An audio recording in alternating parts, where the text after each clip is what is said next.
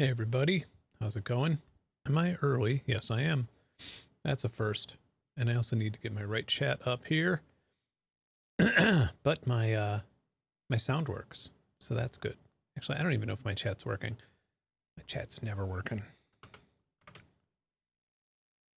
Let's see. I use a plugin called Social Ninja Chat. I have no idea. Dun, dun, dun. All right. I just went out to a late Father's Day dinner with family, and so that's that's why this stream is so late. All right, let me redo this chat just to get things working really fast. For some reason, my social stream ninja isn't running. Select live sources. Yeah, I mean, I do this every stream, but one would think that YouTube would just add a simple on-screen chat functionality once. I don't know if Twitch does either. Okay, that should work. Yep, it works. Look at that. I thought you had reverb on, but then I realized I have my laptop audio routed through op1 because I was recording things.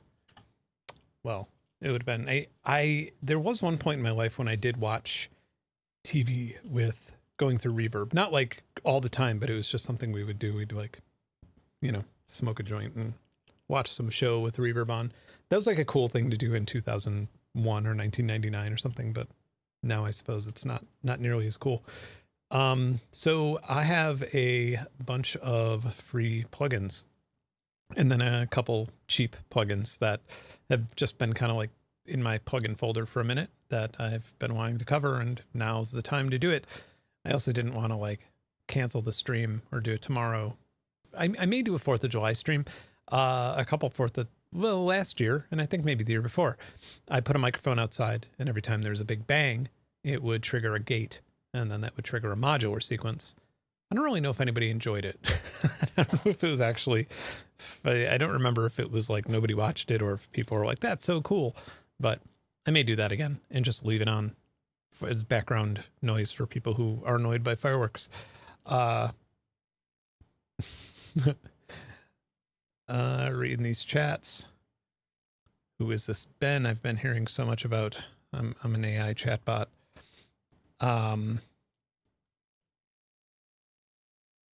Difference time. Yeah, what else? I went camping this week, which was like the worst week ever to go camping. I went to Hunting Island, South Carolina, which is like, it's Hunting Island State Park. It's an island that's a coastal island that you can drive to and you can camp on. And I took the van out there. I have a camper van, and I took it out there for its first test. And my God, I mean, it was a good test. I like brought the dogs. It was a good test of what I can do with the camper van. Just because it was so hot. For anybody who's not in the U.S., we're having quite the massive heat wave right now. Like the heat index here is like 115 or something. It's fucking brutal. It's so humid. But yeah, on the beach in South Carolina, it was not much better, and there wasn't any shade. So I got to test out the air conditioner. Anyway, that was a test of endurance. Oh, also brought my dogs to the beach for the first time, to the ocean. Played with them in the ocean, like didn't bring them out to like 10 feet deep, just, up to so their heads could stick out. And so obviously it wasn't even up to my knees. And then I like brought them back on the beach, and I was like, where's my phone? I want to take a picture of them. And I was like, oh, fuck. Oh boy. And it was dusk, like when I got there. And so we were looking around for my phone for a good 15 minutes before realizing it's in the ocean and it's not coming back. And it was a brand new Razer Fold, which I would not recommend for another 6 months because there's no cases or screen protectors for it. Like I went through a bunch in a week and they all broke and didn't work very well. So that sucks. But it kind of was nice. And it was nice and terrifying to release my most seen video, or I guess in a period of a day, my last main channel video, reached over 1 million views, and it's almost at 2 million now. And so it was kind of great because when you release a video that 1 million people see in 24 hours, your online presence is fucking horrible. Like, it's just terrible. Like, you know, everybody comes out of the woodwork. It's totally crazy. You know, most people have nice things to say, but that means that the minority who don't have nice things to say is, you know, 100,000 people. So you're like, it's nice to be away from the internet, but at the same time, it's one of those things where it's like, you don't really know if something's gone wrong, if the video got flagged, if somebody, you know, so there's always things that could go wrong in the first day or two when you release a large video. And I usually like to just kind of keep an eye on the comments to make sure that, you know, nobody's saying anything super racist or fucked up or doxing someone or something like that. And so it was a little bit terrifying to be away from that at the same time at, you know, literally a day after the video came out. I released it and then left. And so, but I think it all turned out to be okay. Normal people I know saw it and sent it to me. Yeah, right. That's, I'm glad. Videos like that are so fucking scary to make because, like, I worked on that for a really long time, obviously, and like writing took a really long time. And, you know, it started with like 30,000 words or something crazy, and then I had to slowly cull it and bring things like I did a whole section on UBI that I ended up not filming and a bunch of other stuff. And yeah, you have to like cull it into something where it's like a complete, where it feels complete, but, you know, never gets monotonous or anything.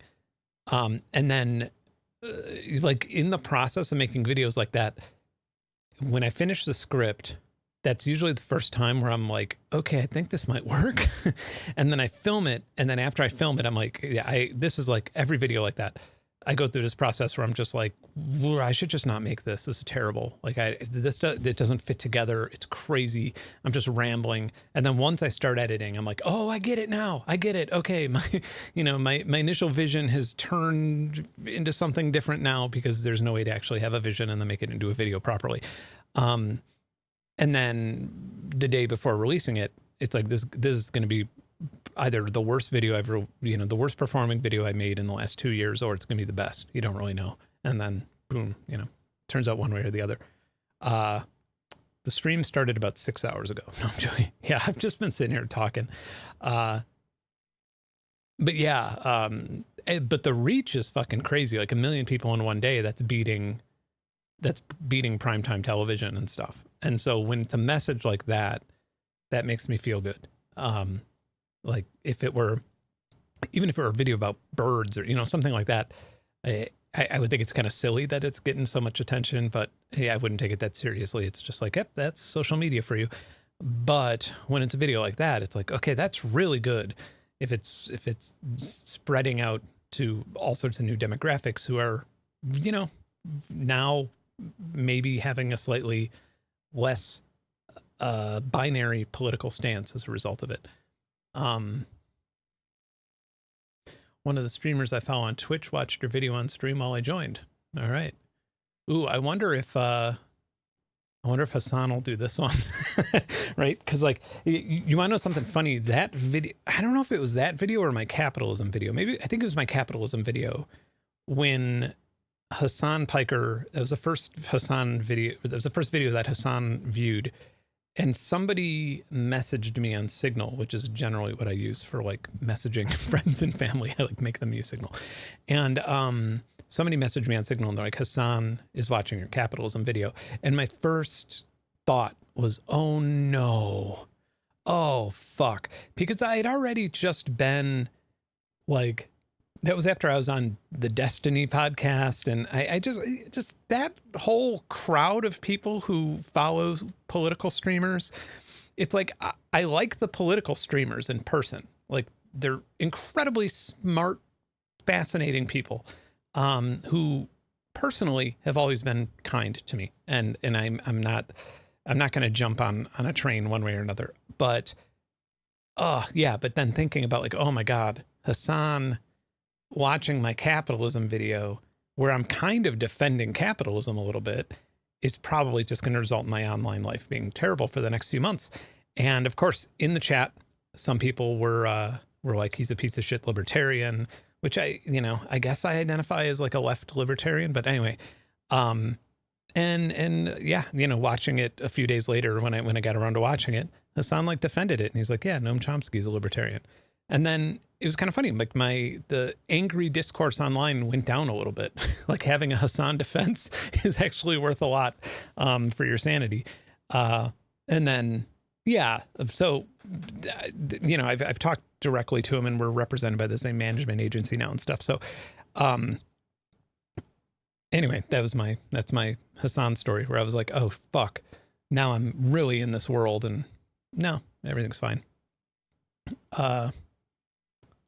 Yeah, but I don't know. I don't know. It's weird because like I was on the Destiny podcast right before the whole weird sex scandal thing happened. And I was kind of, like some of the other people in that area they were partially traveling with me for a different project. And so it was, it's weird. That's all I can say about it is it's weird. It's weird to be like personally involved in some degree with a person who is like utterly hated at the same time, but then also utterly adored and so controversial, when your experience with that person is actually just normal and nice and not at all intense, and just like, oh, they were very respectful and they came all the way here to chat with me because I didn't feel like going there, and that's nice of them. And then we got Mexican food and it was cool, and then that was it. And I don't know. Anyway, but Hassan has improved a lot from fruitlessly arguing with Twitch Nazis. Yeah, well, he's wearing suits now, so that's a thing. I mean, that's like I assume that he's presenting himself more professionally, Hassan. Destiny seems to be arguing with right-wingers a lot. It's just from social media. I see clips on like Instagram and stuff. Those shows where people are at a table with a timer, whatever the fuck that's called. I don't even know if that is a name. But yeah, I've been asked to be on a couple of those, and I'm like, no, man, that sounds so stupid. That just sounds terrible for me. Like for someone else, maybe, but for me, I would just break everything down existentially. It would get really boring. Like, I don't know. I feel like a lot of people use the term libertarian incorrectly. Abso-fucking-lutely. Yes. Like just today, somebody who's actually a very popular, respected creator, I mentioned, like, I'm probably a libertarian. I said something like the libertarian part of me. And they were like, oh, you're a libertarian? And I was like, what the fuck did you think I was? Like, literally my entire platform right now is about like, the stuff relating to my last video, privacy, anti-surveillance state, and then generally everything I say online is like in defense of human rights. And so it's like, well, yeah, that's what a libertarian is. What do you think it is? And generally from the Joe Rogans and Elon Musks and Peter Thiels, who have sort of taken the word and turned it into their own, like, all I care about is not having to pay taxes and everything else I don't care about. Like, that's not what a libertarian is at all. Like, there's like a section of libertarians who believe that you shouldn't have to pay taxes, for anything. But there's also like a section of libertarians who truly believe that there shouldn't be any form of societal organization, which is more of like a right-wing anarchist, I guess. I don't know. Labels are really dumb. Like, I don't really like labels to begin with, but ultimately, if you just search libertarian, it's somebody who believes that the government should have less control over your autonomy. Like, that's it. That's like, if you're against that principle, then you're not a libertarian. That's like the only really real defining principle of being a libertarian is anti-authoritarianism. Like, even if you look at one of those political compasses, you have like your socialist and your conservative, your right wing, and then you have authoritarian, and then libertarian is on the bottom. And I guarantee that 90% of the people in this chat, I would even say 90% of the people who watch my main channel, if they, and I would say the majority of people in this country, if they filled out one of those like 52 question surveys for one of those political compass things with honest answers, they would be way more libertarian than authoritarian. Like, they would be far on the bottom of that. I don't know. But anyway, I had to stop calling myself libertarian because of those. Yeah, I mean, like, the reason I don't like to call myself a libertarian, the reason I feel weird about it, is not because of those people. Like, I want to call myself a libertarian to defend the name, right? To defend the actual definition of libertarianism. But at the same time, like, the reason I don't want to call myself a libertarian is the same reason I don't want to call myself an anarchist. People always describe me as an anarchist online, and I don't get it. Like, I mean, I guess I get it. I made a video about, like, anarchist gifts or whatever, but isn't defining yourself as an anarchist the very, like, antithesis of being an anarchist? Like, isn't that kind of silly? Like, I believe in government and hierarchical institutions so little that I've given myself a label of a higher.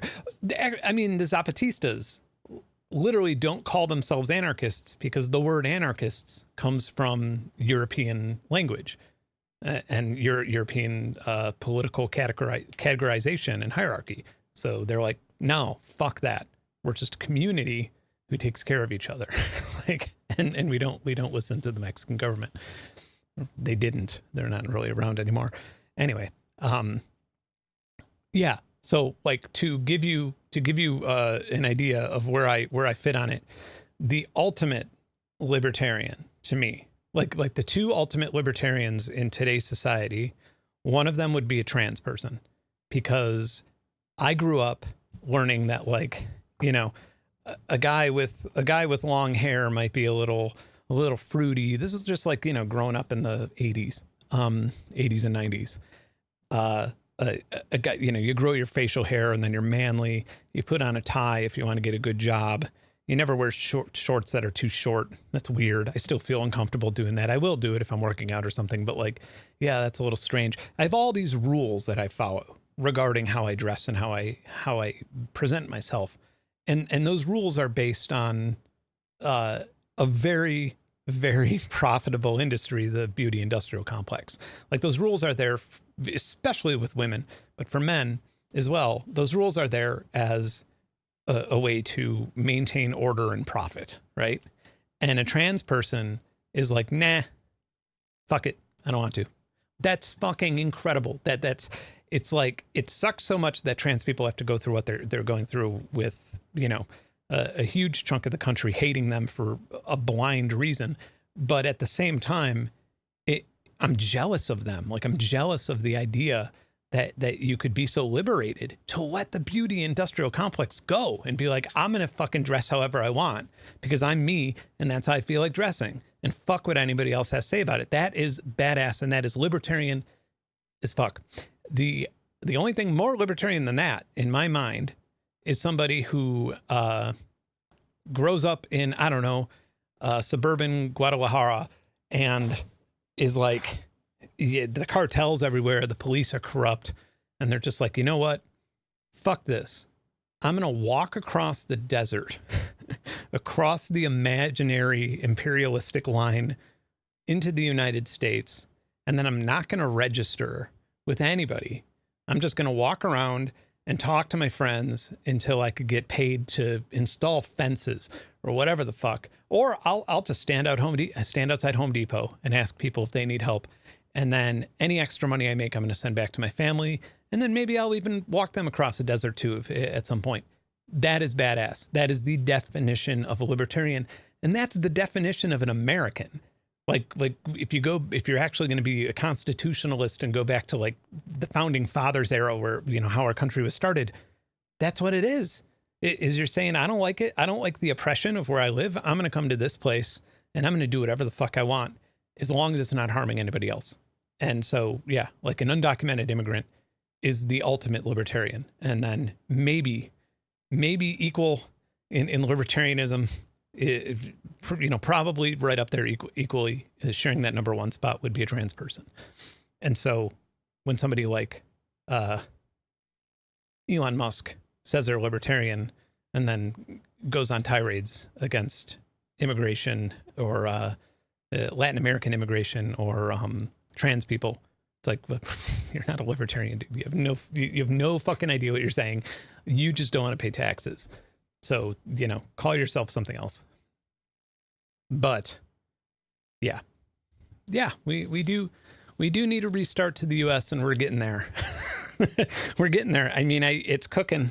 It's unfortunately it's a powder keg, and it won't be one that will, I feel like a restart to the U.S. will take the rest of our lives, and the rest of our lives will be miserable as part of that restart. But the next generations may have what we want, unfortunately. Have we cycled back around to the commune era? I can work a mad plow. Something I really wanted to do, this isn't in the near future, but as a continuation to these capitalism videos, I wanted to live on communes, because I've come across a couple, like when looking for some, I've come across a couple large communes in the country that I kind of wanted to live there. And I guess I wanted to see if it was as, there's a type of person who, is into astrology and energy and burns sage and that. And I feel like those people in my head are the types of people that often live on communes. And I really just want to experience living on a commune with people that, are a little bit more grounded in, I don't know, objective reality, and see how that works. Because communism is very interesting to me. I'm just not sold on it. I'm just not sold on it because of its track record, but I'd like to be sold on it. And the only way I'm going to get sold on it is either by going to fucking North Korea or Cuba, which either of those are not great examples of communism, or just going to successful communes. What roles would you see yourself filling in a commune? I don't know. I mean, myself as a maximalist, I would probably take on a role that would stress me out and make me unhappy. But that's my problem. That's not a problem with communism. I would probably be happy if I was, let's say it was like a post-apocalyptic commune or something. Yeah, me being the radio guy would probably be good, right? That'd probably be good for me to set up the radio signals and manage communications with somebody else. That's like, I could dork out on that for the rest of my life. But no, I would probably get involved in some sort of political leadership within the commune. And I would essentially become a very, very hyper-localized politician or something, trying to lobby for certain things to be improved.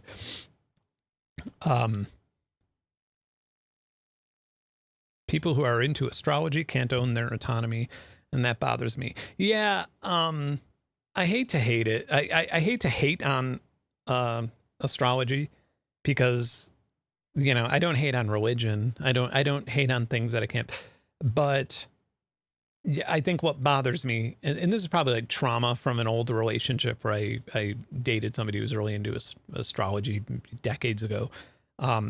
And, oftentimes arguments in the relationship were related to my birth charts and shit, and how I should feel due to my birth charts. And I think I just got like a heavy dose of astrology bullshit for a very long time. And so I try to not make that change my opinion of people who are into astrology, because I do think it's kind of fun for some people. Like I'm not into it, but I could understand how somebody might read their horoscope and be like, ooh, is it going to come true? That's interesting. What a coincidence. Like these are just things we fill our mind. It's like, as harmful as playing Sudoku, right? It's like just keeping your mind active and maybe a little bit like I'll tell you one thing that I hate. And I get this quite a lot having my YouTube channel. I hate people who are extremely rigorous and scientific. Like what I'm talking about? Like the power atheist type of person who just can't accept anything unless there's just an unlimited amount of evidence proving that it's right. Then everything else is just nonsense and pseudoscience. I hate that, because that drives me crazy because I don't want to live my life like that. I don't want to live my life saying there's absolutely no paranormal thing in the world. There's absolutely no, that's silly. B, that's not scientific at all. Like, dude, physicists even have crazy ideas that are beyond sci-fi, and they have no evidence for them. But also, that's how we understand the world. Those crazy ideas end up being proven eventually sometimes. Not in most situations, but in many. And yeah, that sort of outside thinking is actually how we figure out what we know about the world. And we still understand very little about the world. We can't even explain, how things like dreams work or contagious sneezes. And so, yeah, one thing that always drives me crazy is really, I guess, if I'm to be extremely blunt about it, one thing that drives me crazy is anybody who's not agnostic, right? Anybody who doesn't have some form of agnosticism, and like a super atheistic person who is unwilling to at least imagine that maybe there is a creator. Maybe there is some other intelligent life out there that created us. Maybe we're in a simulation. We don't really know. With everything we don't know, with when they can't turn around and then explain what dark matter is, then that's lying. That's no better than a priest saying that the earth was created 4,000 years ago. Like it's the exact same thing. But anyway, let's check out some plugins. Scientific positivism. Yeah, that's a good phrase for it. Galileo was a devout Christian, and his beliefs actually motivated him to pursue scientific accuracy. Yeah. Well, I mean, if you go back to I can't remember, Democritus. Like that's bonkers. Like it's this crazy free thinking cult that invented science. Like it invented what science is. And so I don't know. It's weird to not. Do I still use Reactor? Not as much as I used to. I think just because it hasn't updated in forever, because it's no longer being made. Sorry, random question. Favorite fruit? That's a tough question. It's such an easy question, but it's a tough one. Like the one I eat the most is banana, but I think it's just like a habit thing. I often will eat a banana in the morning. Like that's I never eat breakfast, just a banana and coffee. And only sometimes a banana. But I feel like it's just one of those things where it's like, yeah, it gives me some power for until dinner time. But tasting wise, like kiwi, but I'll get sick of kiwi. I'll buy a bunch of kiwis and I'll eat like 3, and then I'll end up feeding the rest of my chickens because I'll be like, yeah, okay, I'm kind of done with kiwi. But I guess like, yeah, if I'm to just choose any fruit, kiwi's probably the one that's going to be the best tasting if I hadn't had any other fruit in a week. Sorry for that a little bit too complicated. Oh man, that is true though. Fresh blackberries. No, well, I can't believe I'm answering this the way I am. The best fruit, without a doubt, that I've ever had is a fresh huckleberry. If anybody's ever had a huckleberry, like a real huckleberry from, they typically grow on glaciers. If you're up in like Montana or something, oh my God, are they good? They are so good. And you can't grow them the same, like in your own yard. They have to, it's like morels or something where they have to like grow in this very specific atmosphere. Yeah. And then if you go to like Glacier National Park, for example, there are businesses around there that sell like huckleberry milkshakes and dried up huckleberries, and they make jams and stuff. If you go to Glacier National Park and if you have the balls to walk around grizzly bear country and pick huckleberries that grizzly bears are also interested in picking, they'll buy them off you for good money. Like it's a whole economy there. And yeah, it's really funny. A friend of mine ordered a fresh huckleberry milkshake at one of these like gas stations around Glacier National Park. And he was like, do you want to try some? And I took a sip of it, and I thought about just taking it. Like it was this weird visceral thing where it was so good. And I didn't order one, and we were already like, 20 miles away. I thought about just being like, too bad I'm bigger than you are. Like we're going back to caveman times. I want this fucking huckleberry milkshake that bad. Yeah, huckleberries are just insane. There's a flashbulb track that just dropped on my new releases dashboard. That's just lo-fi beats, and it sounds like AI. Yeah, I saw that. Yeah, let's take a look at that really fast. Actually, can I go to Spotify without being a member? Let's see if I can. We could take a look. I'll tell you a funny story about that. That's my day. I know I'm not sharing my screen right now, but let's see if I could go to Spotify first. All right. Yes, we can. Okay. Screen time, wherever it is. There it is. Okay. So this was this is my this is my new single that I released while I was on my little camping vacation. Paper Hearts. It's my new lo-fi song. Almost certainly made with AI. It's like the most boring piece of shit song I've ever heard in my life. Yeah, so I found out about this today. I sent an email to the CEO of Symphonic Distribution and and somebody else. And like an hour later I looked back and I had realized that he had responded with like a short paragraph. He had responded with solutions. Like he responded, well, within 1 minute from the email being sent out. Like literally, you could not have a larger contrast from TuneCore from my experience with TuneCore, where I couldn't get in touch with anybody when my entire catalog got taken down for no reason. Yeah, you couldn't have a much different experience. Like he literally responded in a matter of seconds. Like, dude, what are you doing? Just staring at your email all day? Like I was so impressed by it. But yeah, it's being dealt with.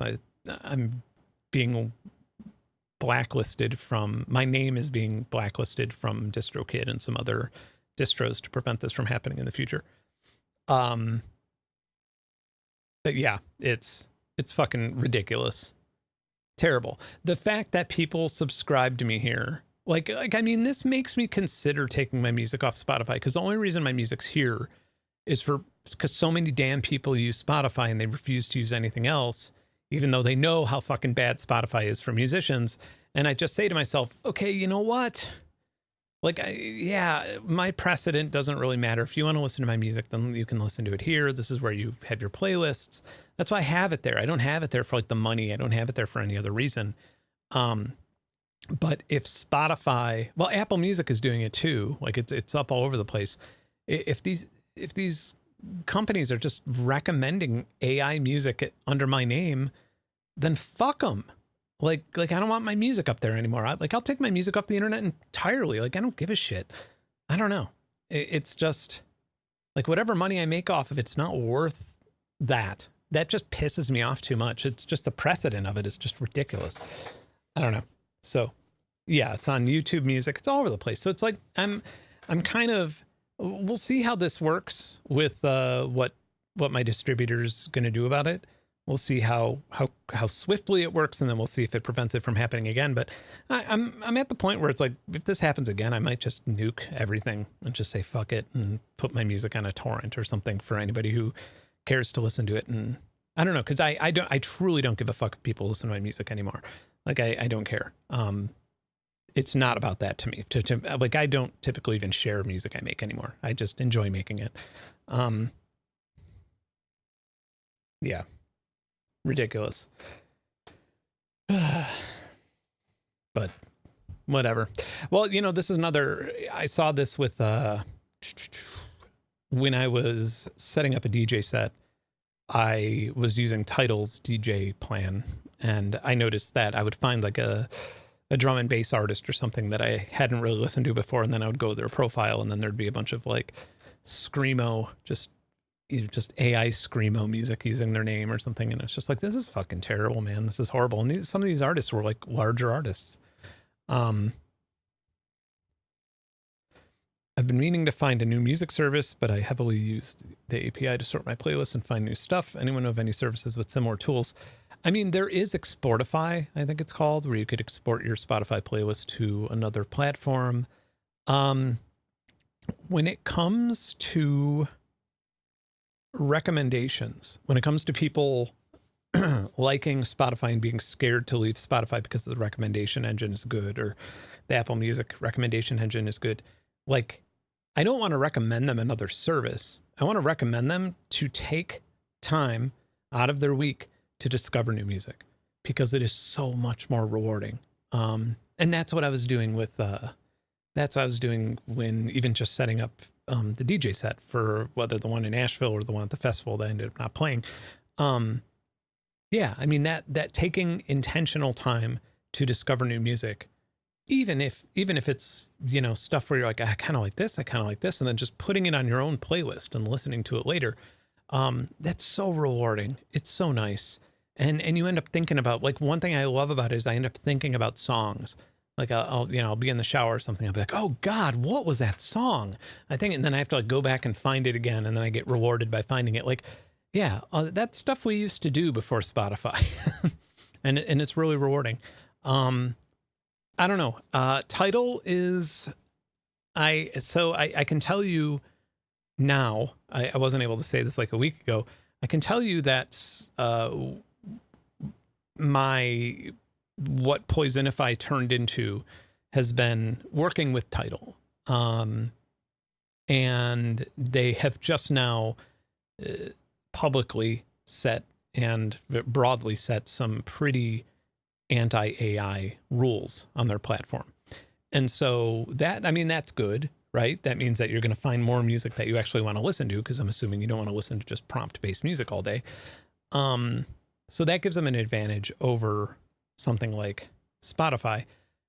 They do pay they do pay a lot more than Spotify pays, and YouTube Music and Apple Music pay. Not as much as Qobuz. Qobuz is all right. Maybe it's better on Apple. On Android, it's just not been a great experience. It's not been super buggy, but it's just not been like a pleasure to use either. Yeah. So those would be my, I guess, like, if you're really, really worried about convenience, then I think Tidal might be your best shot. And if you're only concerned with, you know, paying as much as possible to the creators, then Qobuz. Another thing that like, if you're looking for new music, another thing that really is rewarding is like just buying like $100 DJ interface and DJing your own music for a while. Like, that's, I mean, obviously a standalone is going to be best because it's like not, it's not even in the same universe as your computer, but just having like a DJ controller and just putting on a new song when one ends, or queuing it up like that, that's very rewarding and fun to do. It tickles the same part of your brain that like playing Xbox tickles.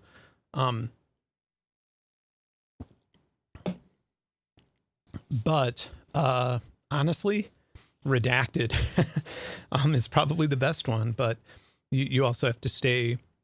I find stuff on Redacted, and then I try and find it on Bandcamp so I could pay the artist, or I try and find like a Patreon, or try and find some way that I could support the artist.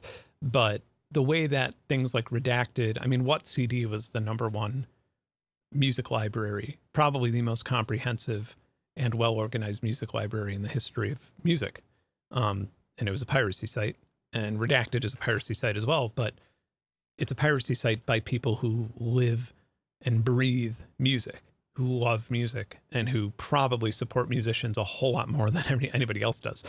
And it's really hard to become a member. Like, that's how tight it is they don't want slop. They don't want junk up there. They want everything to be a very, very strict library. SoulSeek I haven't used in a while. SoulSeek is one of those where I feel like I'm not going to be able to find everything the last times I've used it, but maybe it's improved. And also let's like pour one out for SoulSeek for being around so long. It's going on 20 years, probably over 20 years. Yeah, well over 20 years. I feel like I downloaded Drux from, like, Aphex Twin's Drux from SoulSeek when it came out. Like before the CD shipped, like it had leaked or something. So yeah, that would tell me it's been a while. All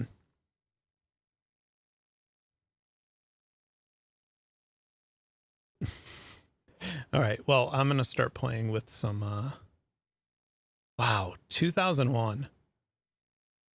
So yeah, that's amazing. I was, I was going to make a 9/11 joke, but I couldn't really land it in my head. Oh, that's almost a joke. It crashed.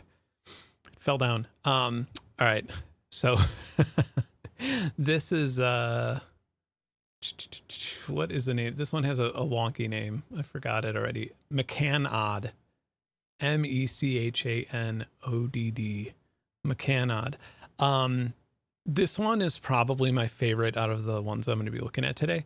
It's a physical modeling plugin that I want to say, I think it uses mutable. Like we're going to be looking at another mutable inspired VST, but you could select a source. So you could select like noise. Really terrible sounding noise, huh? I don't know why it's decaying so much. Maybe I have something else here.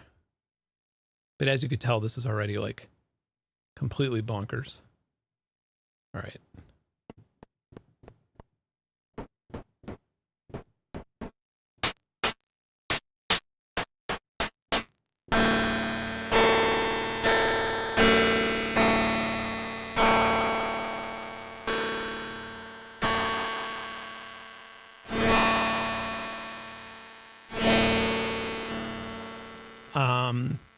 And then you have resonators, so you could just like block everything.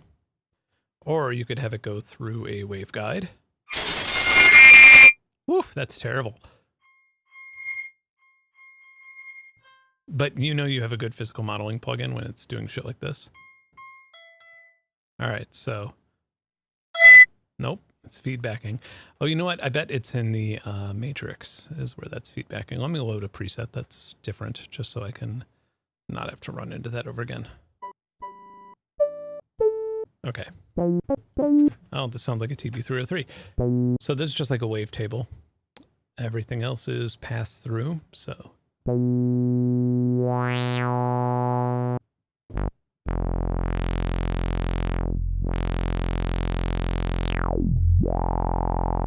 Yeah, you know what? If we're going to be doing physical modeling in any way, shape, or form, I should have done this to begin with. This should be the beginning of every physical modeling plugin, or at least just a limiter on the end of it. Okay.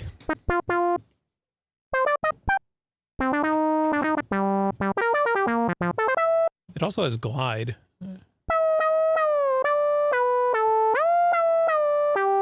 And then you could have multiple voices. So this is definitely not what we want to be doing. We could have cracks. And then we could put those cracks through a waveguide. And we could have more voices.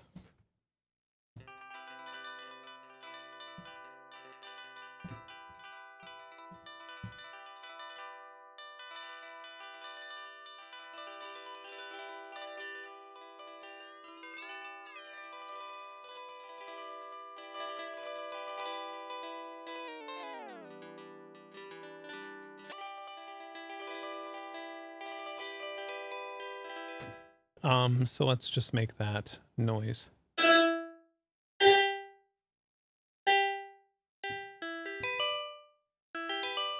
And then I will create a little sequence in the piano roll. Hey, I thought that I had, I think FL Studio crashed the last time I set this up. So I thought that I had my 2 bars up here. Oh well.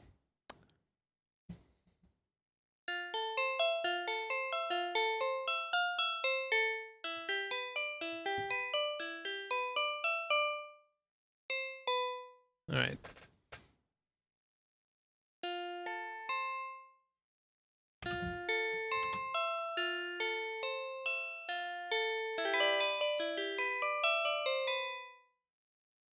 I do love a good step record.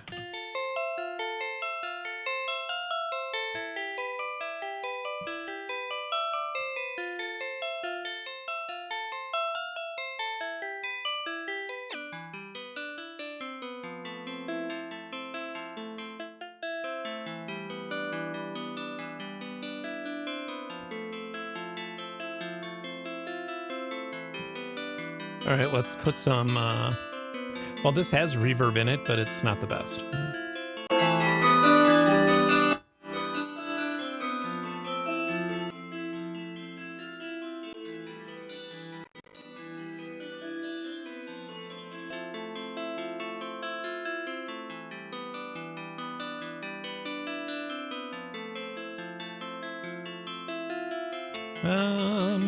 I realize this is way out of my window here.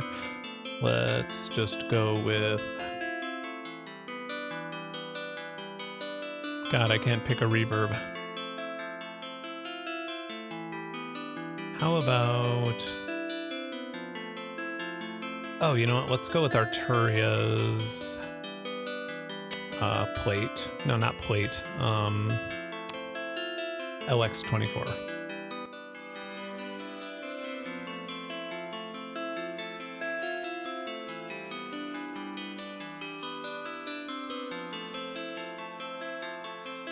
Okay, now in our modulation,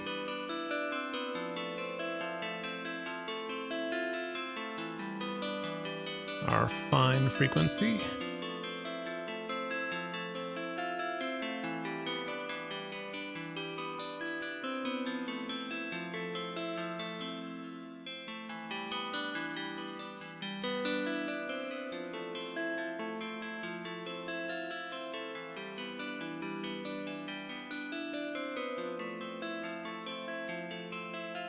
I'm going to load another resonator.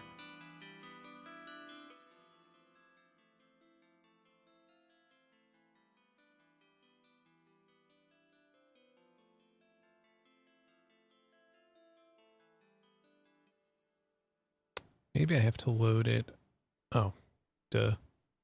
Let's turn that volume all the way down. I'm going to load another source. This one's just going to be another noise blast source, I think. I might not be using this right.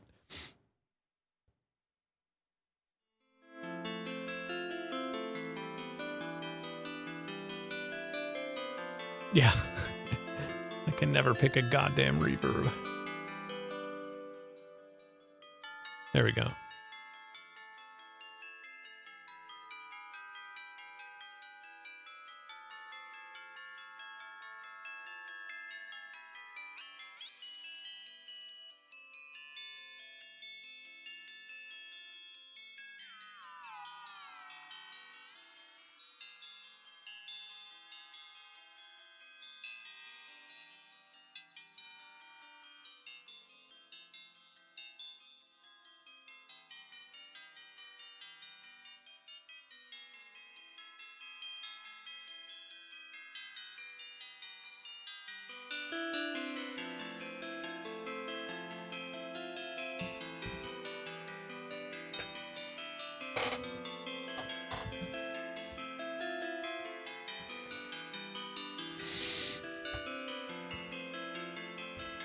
And then we could pass through a wavetable here.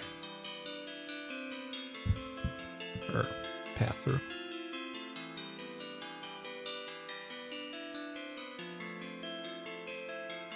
I believe.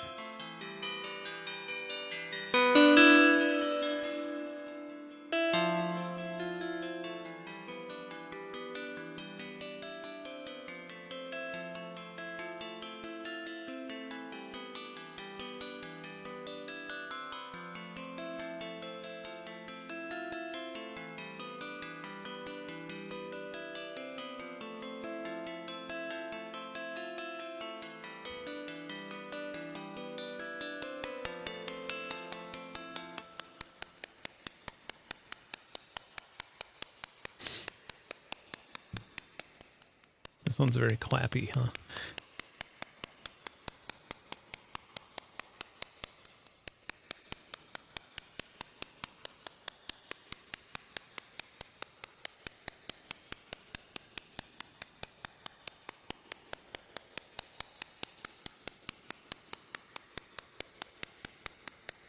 Nope, it's not that.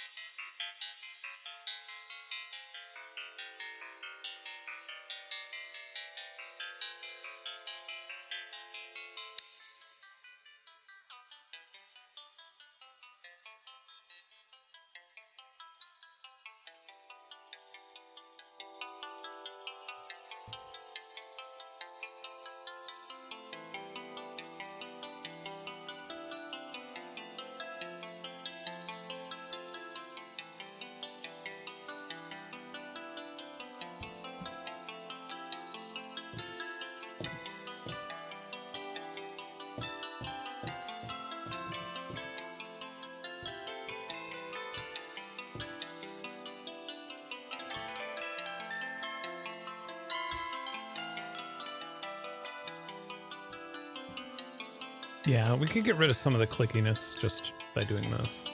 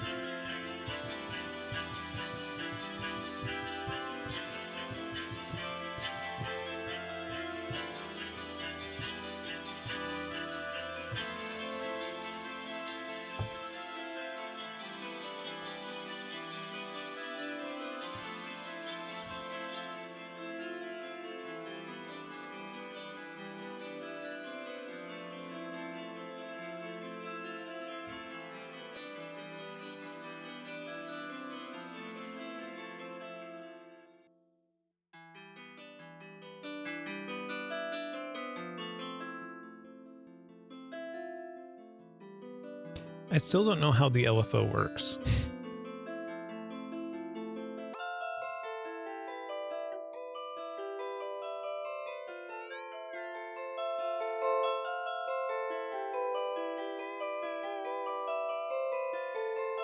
So that is resonator 0 and the fine.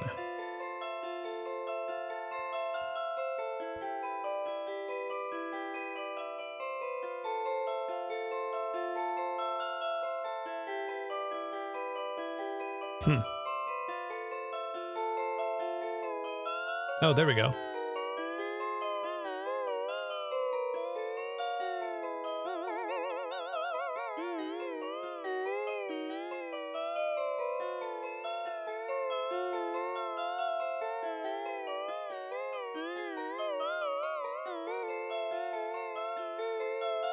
Now when we put reverb on it, it'll be much nicer.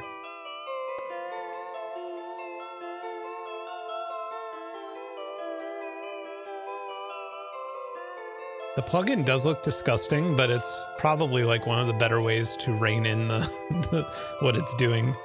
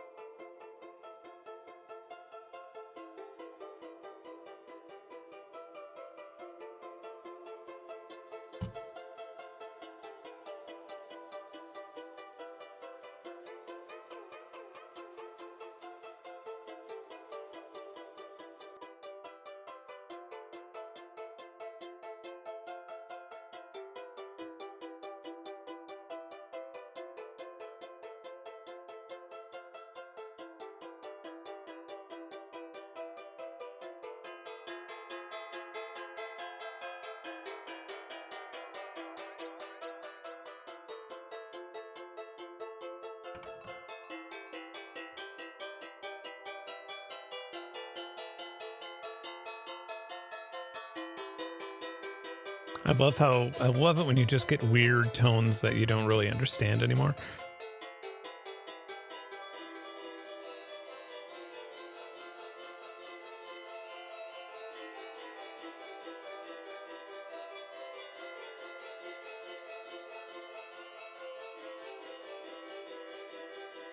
So what is cracks doing now if we just do this?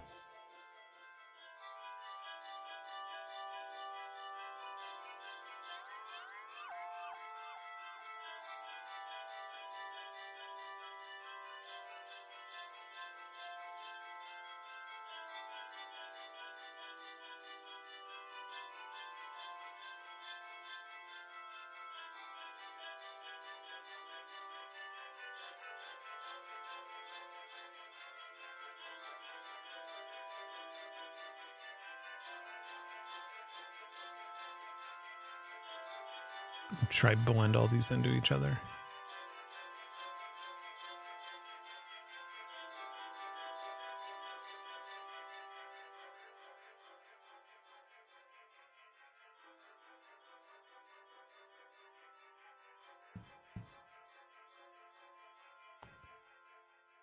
Yeah, I want to say that this has, I mean, let me look at the GitHub really fast. I think I have it here. This would be it.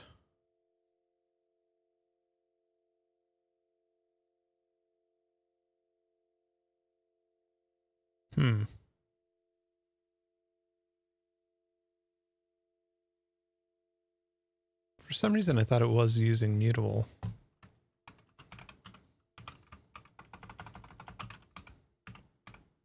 Maybe not. Maybe I'm only thinking the other one. But, you know, in the... Yeah, these are the models. It's pretty interesting. Hope somebody got a degree as a result of this. Yeah, there's another one that we could check out too, which would be, we shouldn't need any effects for it. What is it called?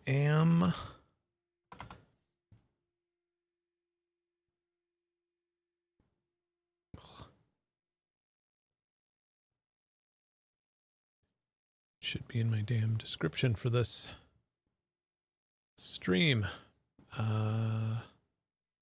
Annulus, that's it.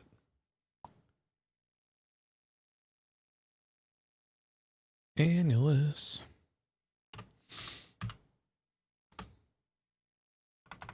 Jeez.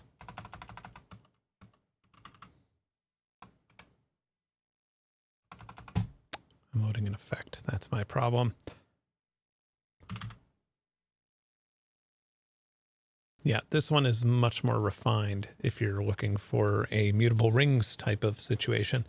It has distortion, reverb built in, delay built in, and then otherwise you have like, I'll just do another little sequence.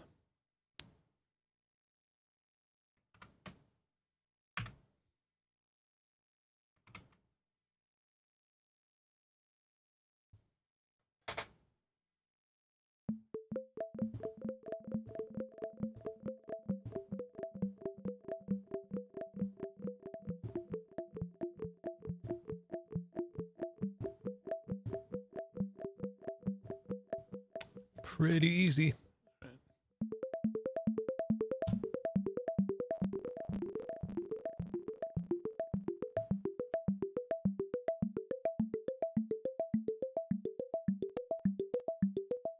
And again, this is just dry, right?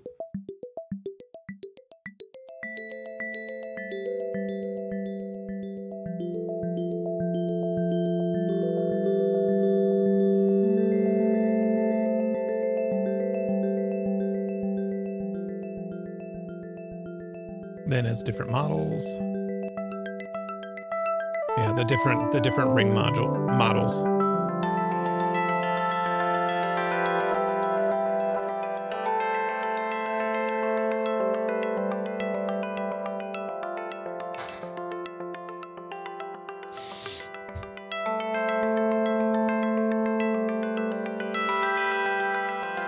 I mean, I would be a little annoyed if this wasn't free, because it literally is just mutable rings with a nice interface.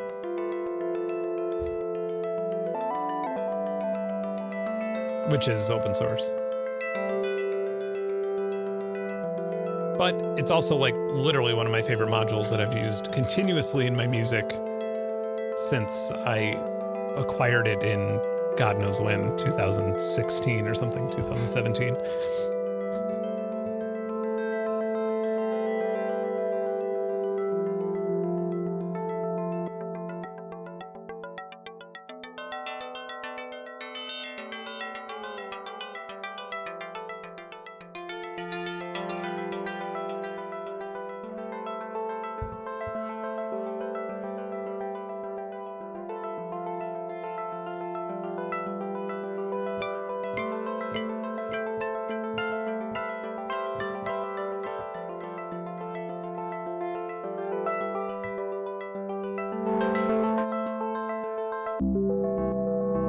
Actually, I think some of this is new, or not rings. Yeah.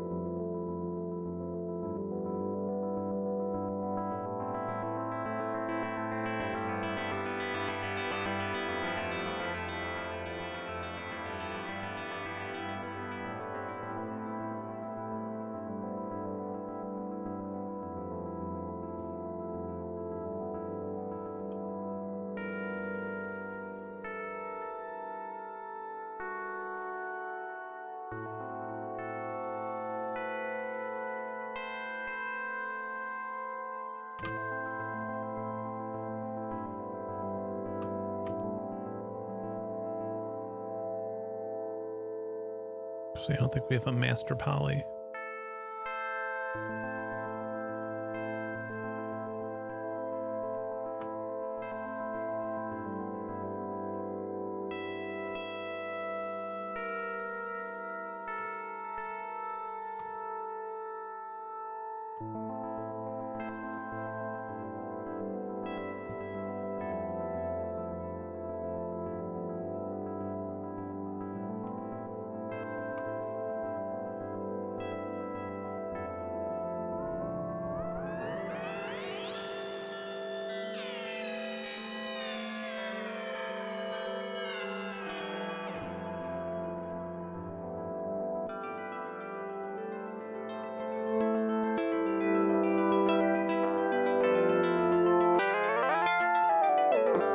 Oh, this is the alternate firmware, if I remember correctly. So this works like...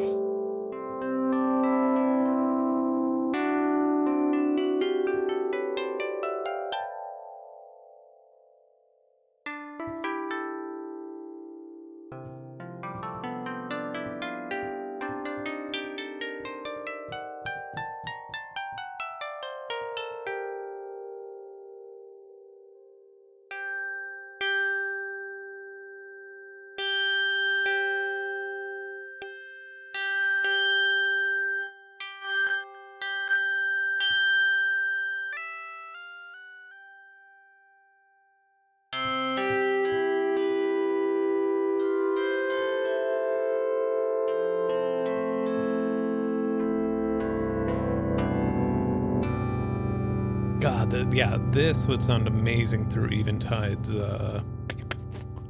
Black Hole Immersive.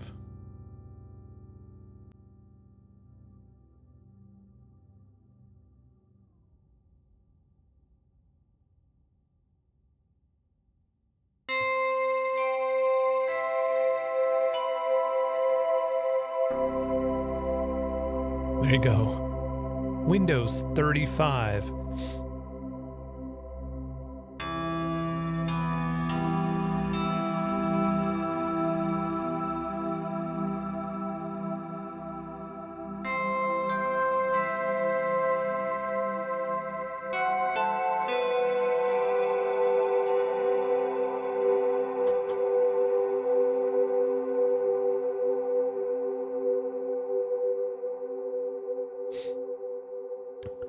What do you think about the absolute slew of vibe-coded Max Live and VST plugins popping up lately? Now I'm paranoid that any new plugin might be vibe-coded and it's not a good feeling. I don't give a fuck if plugins are vibe-coded, to be honest. I don't care unless it's sold. That's where it becomes a problem, because when people buy a plugin, they expect support. Like, that's just sort of... So maybe if I vibe-coded a plugin and put, this will never be supported, download the demo first, and if it works, that's what you're getting for. But I don't understand the code.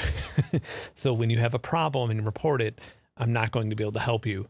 And as long as a developer were upfront about that, then I don't really have a huge problem about it, or a huge problem with it.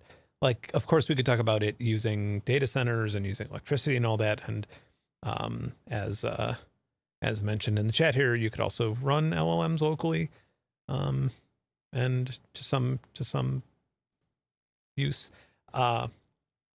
So yeah, it's more of like a support thing, because vibe-coded stuff can't really be supported, as well as MIDI noose, for example, where Jay has written it by hand, and if there's a bug, they can fix it, crack their fingers and fix the bug, whereas you could try and fix a bug with AI, but not as precisely as with a human.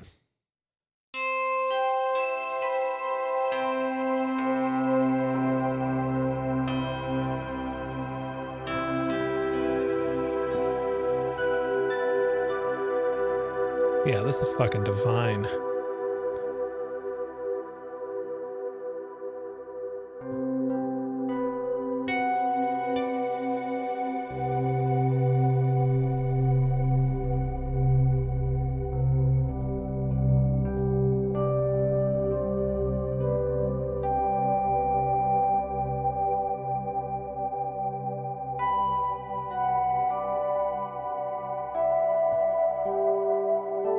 Yeah, this is one of those things where it's like, if this were a plugin, I would probably pay $100 for it, just for this sound.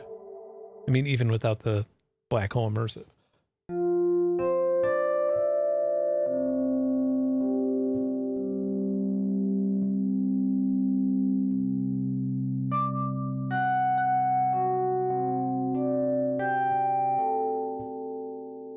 Yeah, it's quite amazing. I do wish... I mean, I bet there is a way. I would love to play this with an Osmos. Like, maybe the pressure... I don't know what the pressure would do.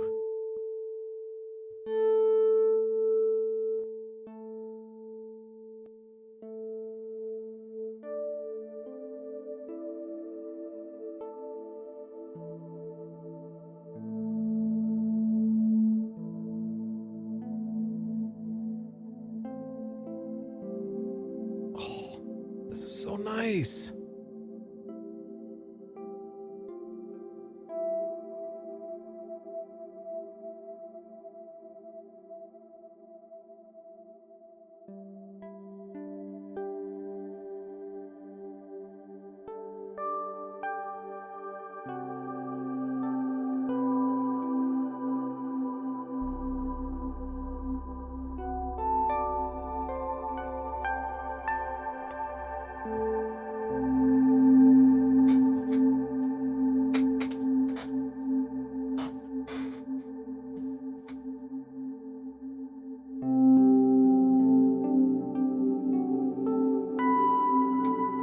I mean, there is, an interesting example.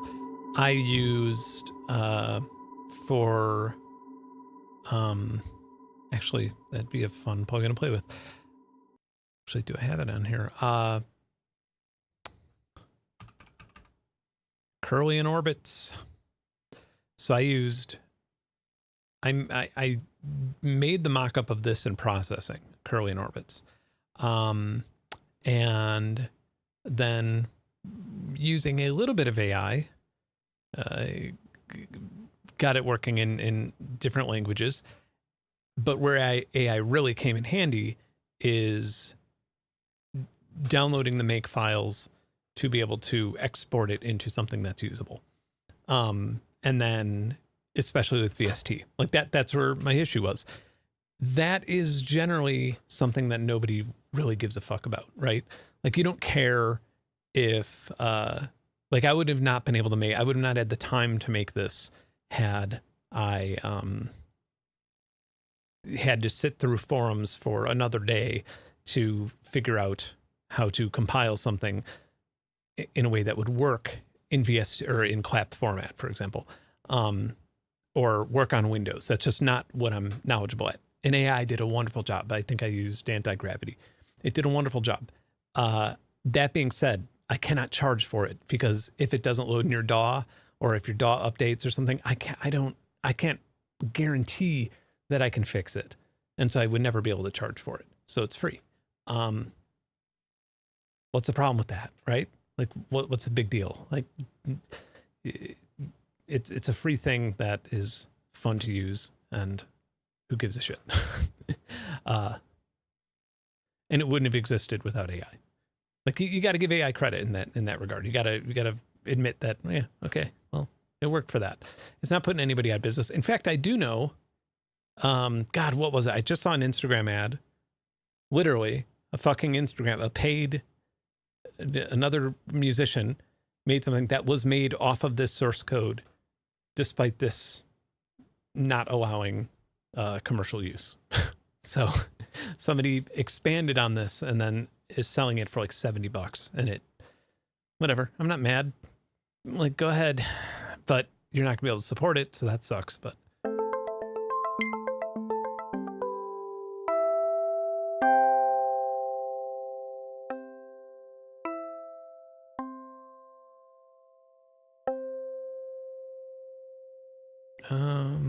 Let's set the pitch ranges on this one. Let's go with, well,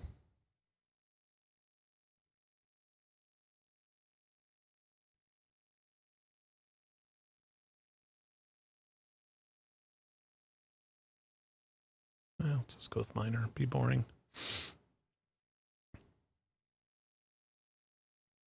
Lower pitch ranges here can be higher. Velocity ranges.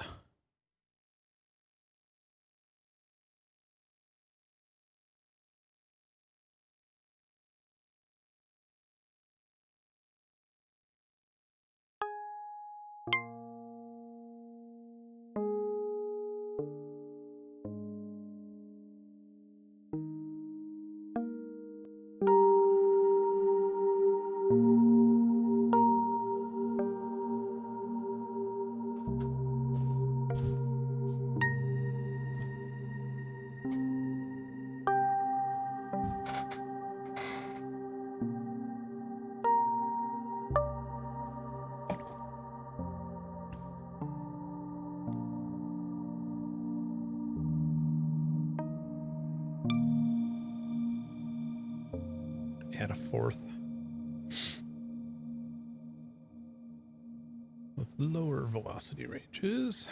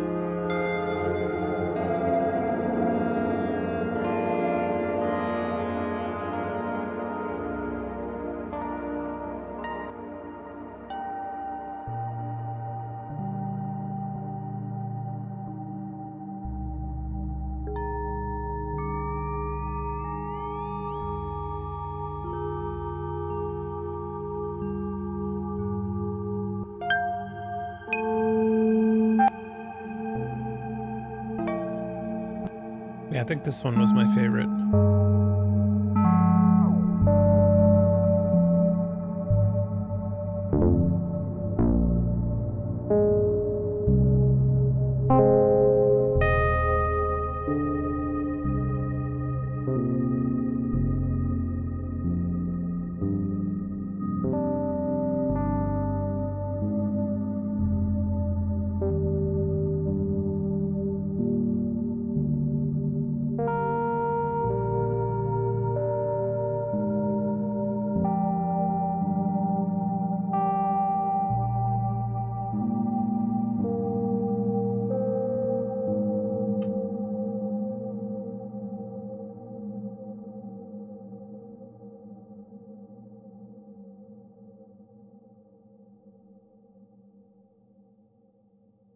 Yeah, and let's align our notes.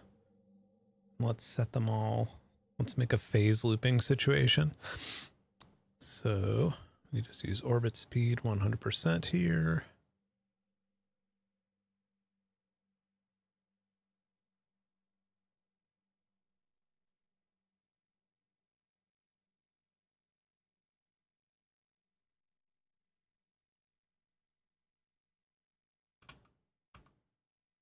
Oh, this doesn't type in with DAW. I think I have to change a setting to do that in FL Studio.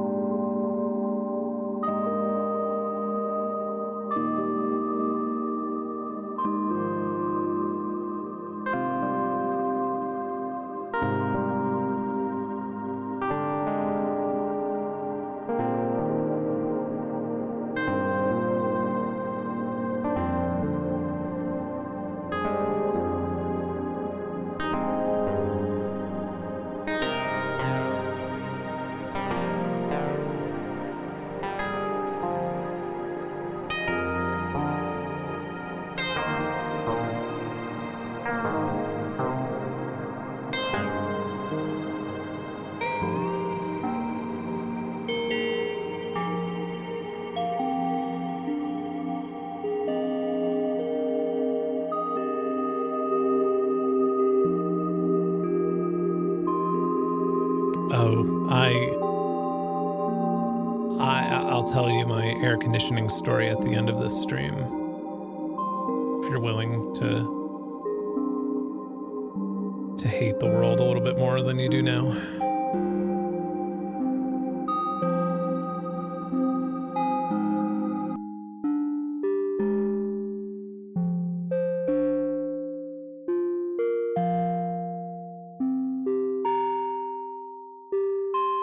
But most of my studio, with the exception of this room, does not have air conditioning right now. And it's because of a precedent. It's because I'm like fucking refusing to deal with shitty companies anymore.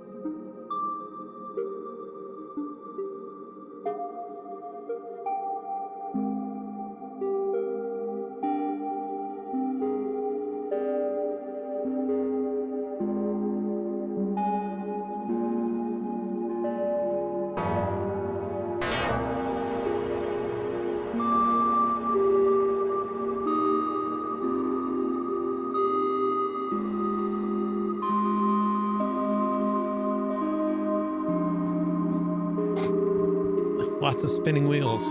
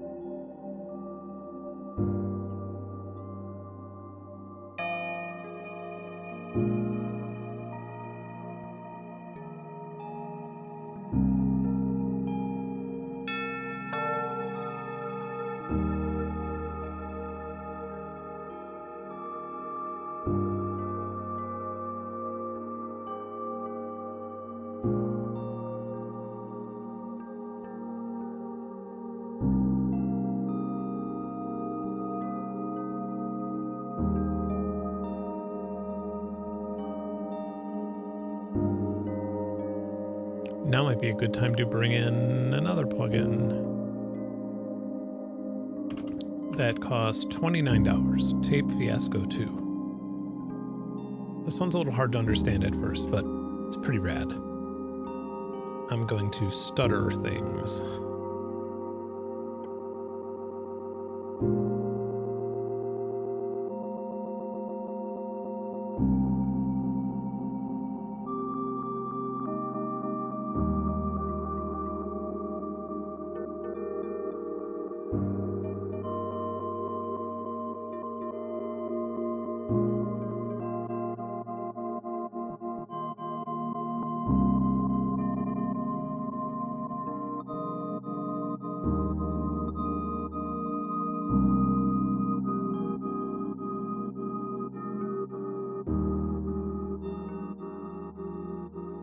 I could also stretch them.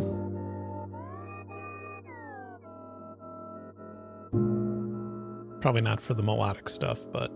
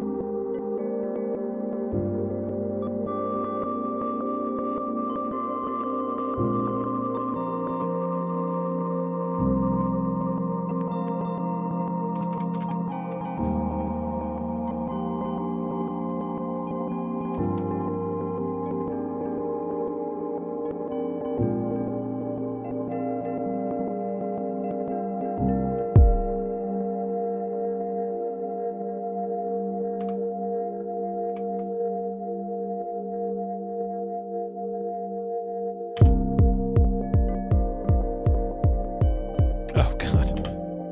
I didn't know I cut that like that.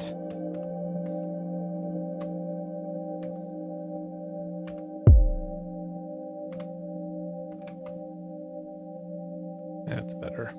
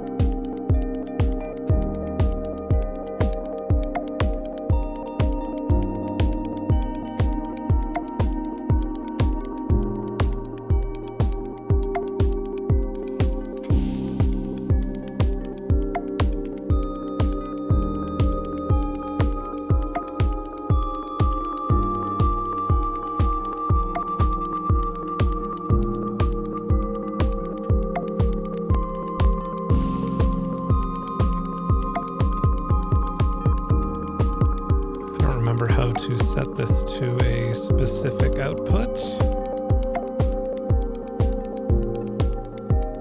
Routing. Yes.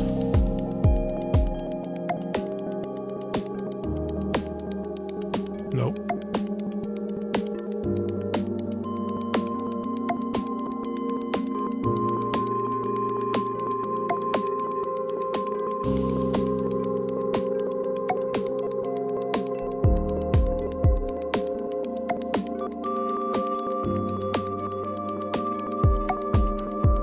Strange.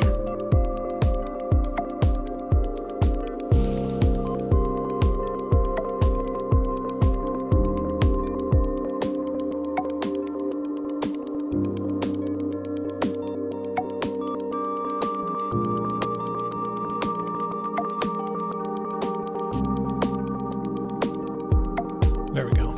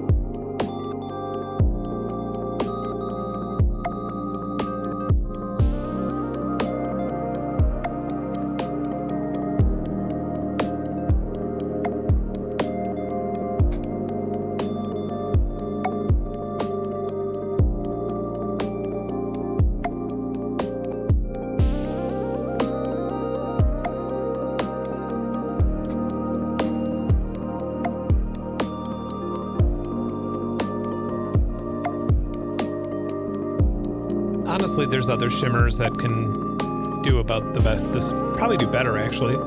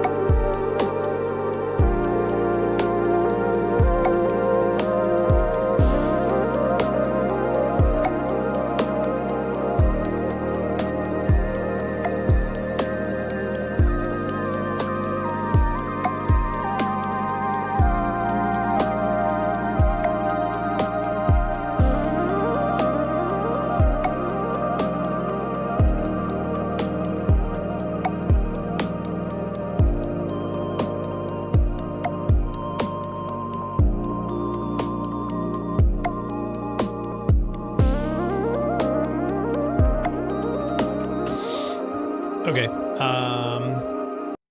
My 2 hours is closing in on me. I will show you these other plugins really quickly, maybe with drum loops.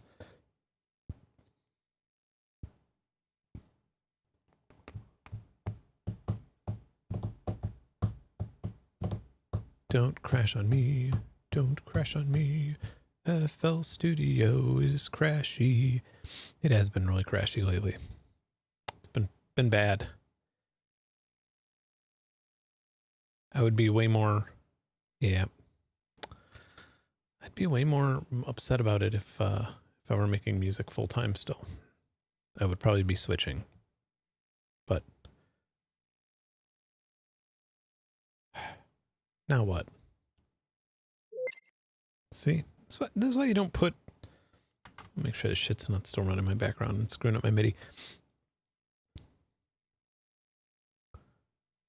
Good, good. I only have 416 Chrome windows. Office click to run. Just looking at all the shit running in my background. All right. Anyway, it's okay. I don't mind writing music. Like if something crashes and it's lost, I'm like, oh well, big deal. I enjoyed writing it. It was a fun time. Made me feel good. That's all I care about. What was I gonna check out? Oh yeah. Fucking weird ass name. Tug something. Yeah, Tugathon. Okay, this one's weird. I'll just load up Piano Tech. And that's not the output that I want. Yeah, it's like a rotating delay. This is also free. Maybe I'll use an electric piano.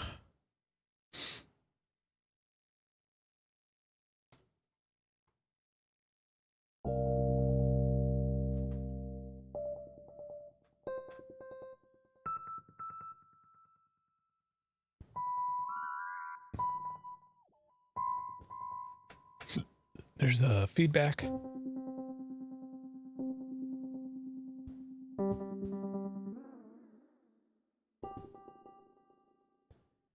Like this, if you don't have beam, this kind of does something that my taps and portals does. Well, taps at least.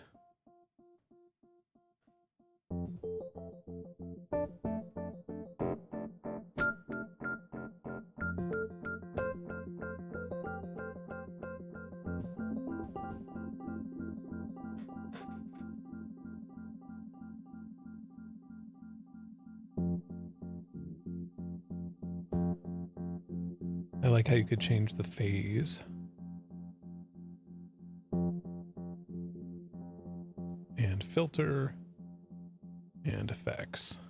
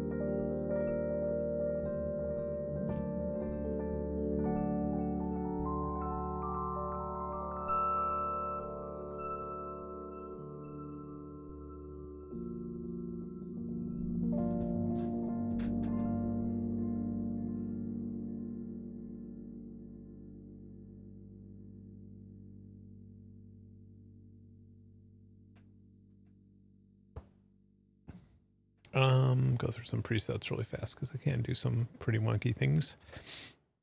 Chords, you say? Yeah,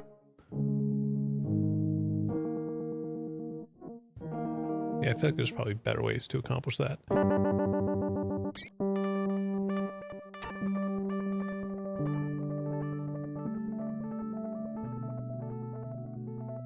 That's pretty cool.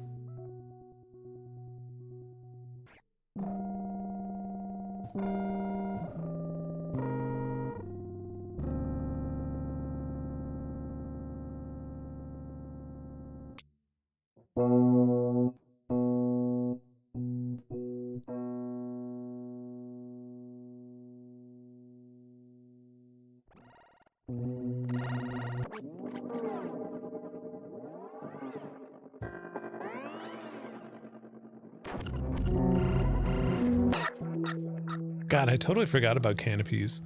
It's like I always forget that I made that.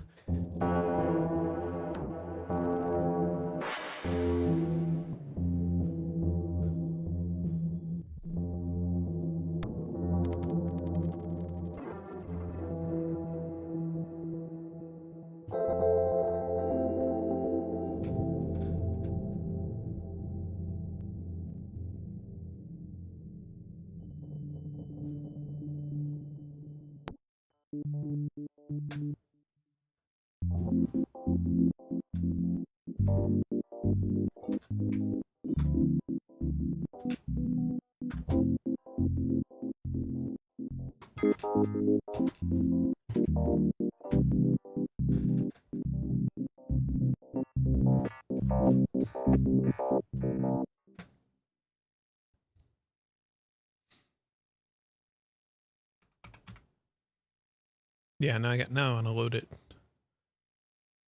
I feel like this thing spinning is using a crazy amount of overhead. I guess it is. Yeah, it's using like 7% just spinning. Oh no, I need to re-log in. Whatever. That's because I have a beta installed, so I'm not going to complain. Usually I would complain about that, but when I'm installing betas of shit, it's kind of like, yeah, probably needs to happen. Oh yeah, the tape.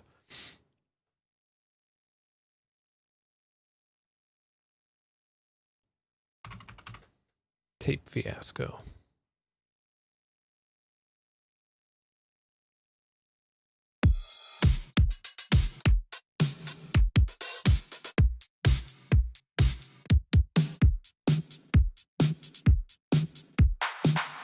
I like that.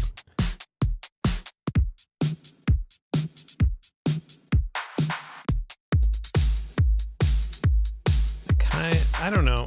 Maybe I will go with something slower. I kind of wanted to like do drum and bass, but I feel like that's not the best way to check out a plugin.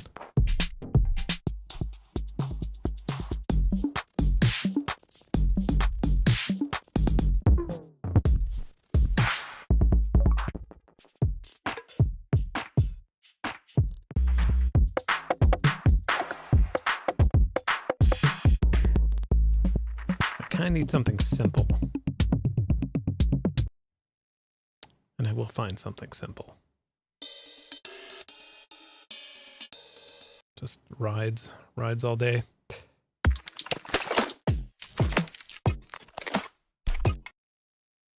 We're going to find something simple.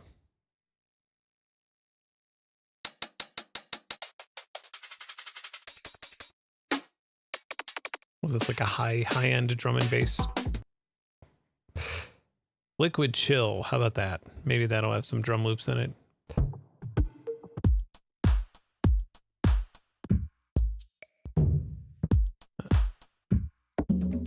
That'll do, whatever.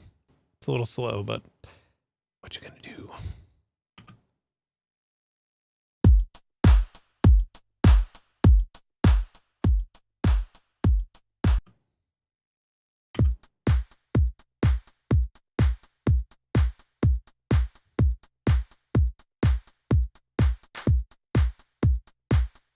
Okay. So you have stretching. And it'll like sample what to stretch at different intervals here.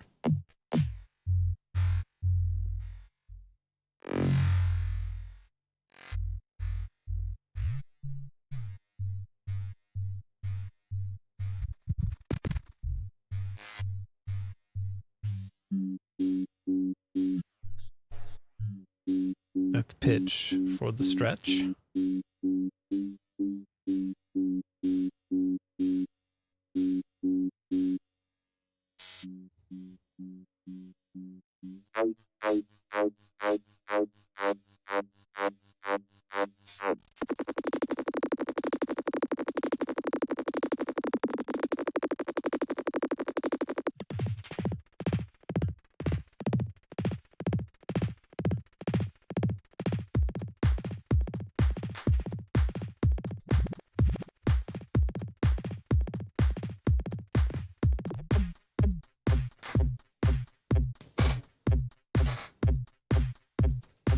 And then stutter,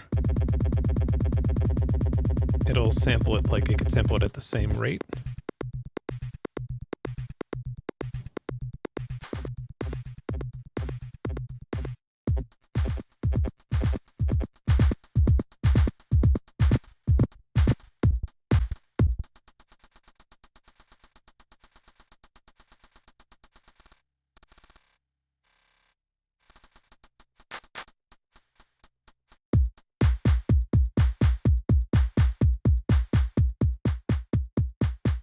You could set like your gate out or your gate envelope.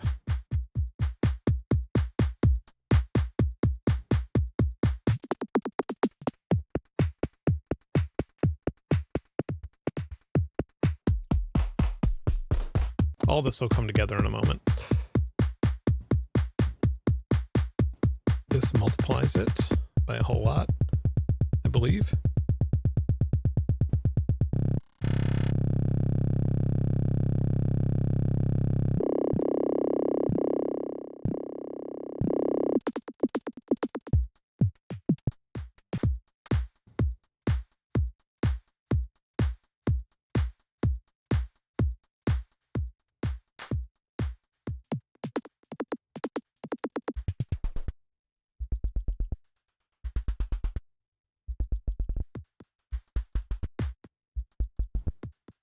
Like a bouncing ball effect.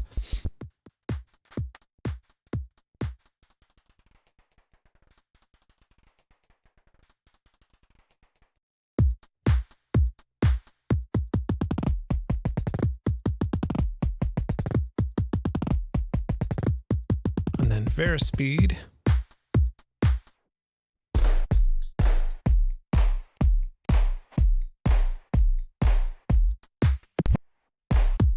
It's like a turntable.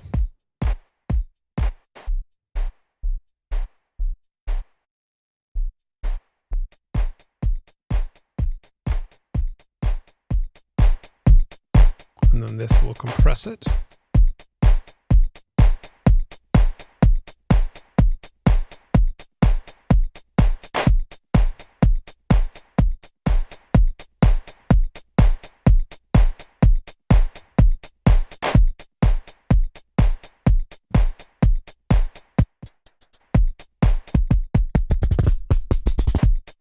So then, if you wanted to, you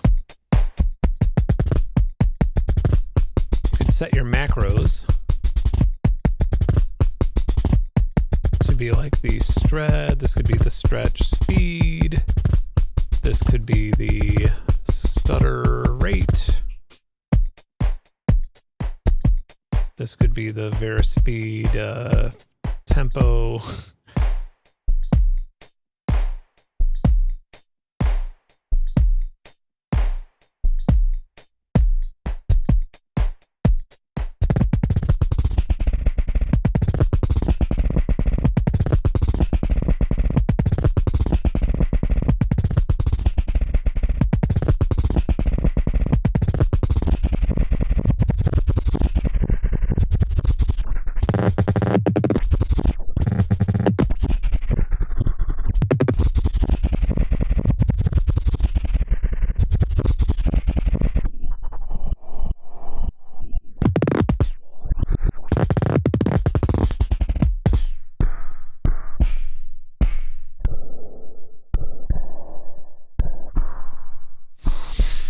And then it has master effects.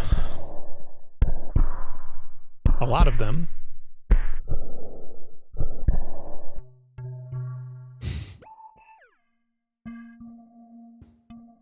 Again, string resonators.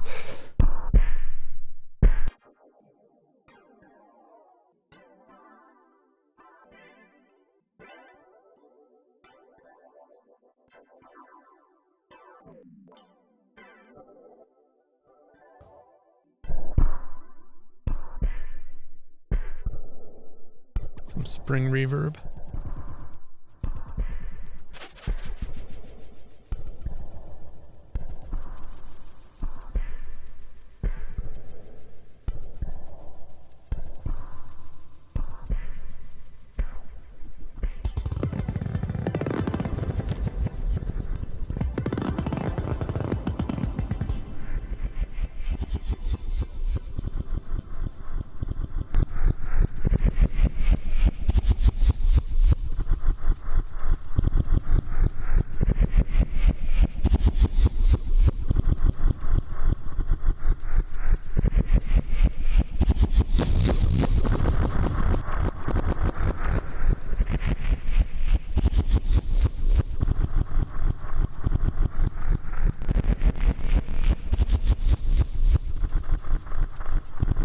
Then we could put a squash at the end.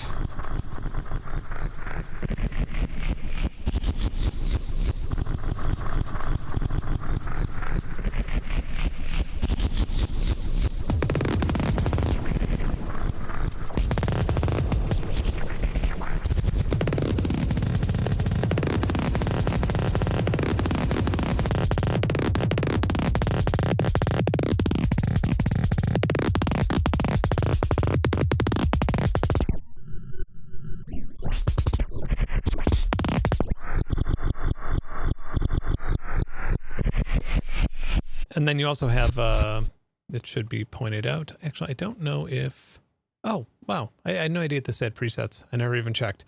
It has a bunch of sequences as well. Like you have a whole sequencer as well that I'm not even showing you in this, but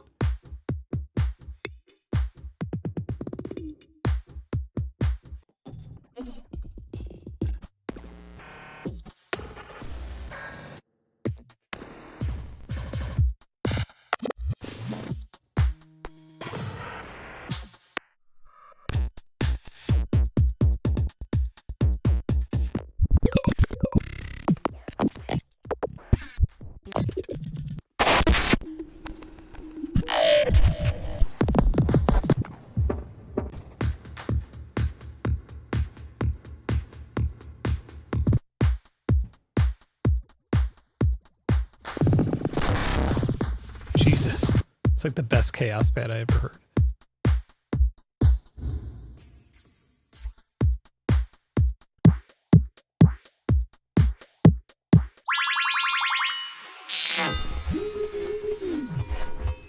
That's amazing.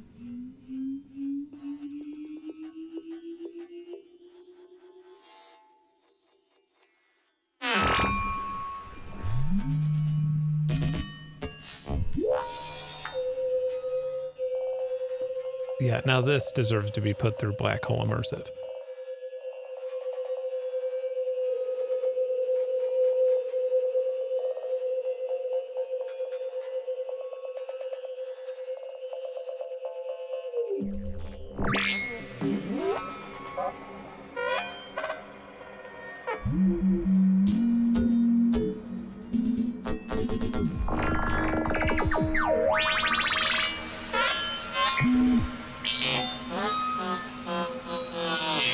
Jesus.